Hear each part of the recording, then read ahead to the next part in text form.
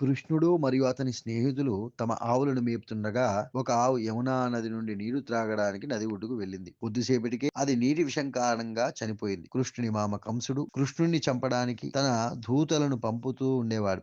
మరియు వారు కూడా ఆయనను చంపడానికి వివిధ పద్ధతులను ప్రయత్నించారు, కానీ ఫలించలేదు.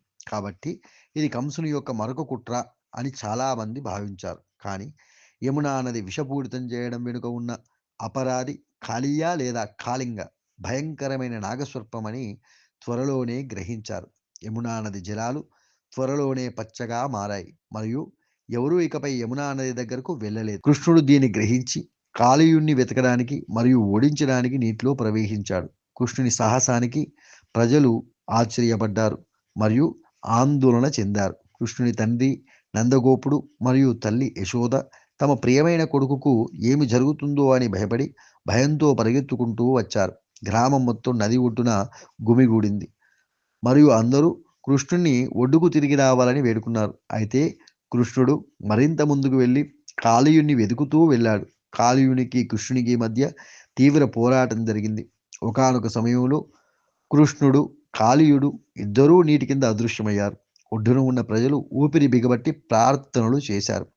కృష్ణుడు అకస్మాత్తుగా నీటి నుండి బయటకు వచ్చి ఉగ్రుడైన కాళీయుని పడగ మీద నృత్యం చేస్తూ కాళీయుని తోకను చేతిలో పట్టుకున్నాడు.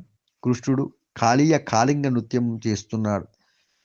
తమ భర్త ఈ యొక్క దుస్థితిలో ఉండడం చూసి కాళీయ భార్య నీళ్ళ నుండి బయటపడి కృష్ణుని వేడుకుంది.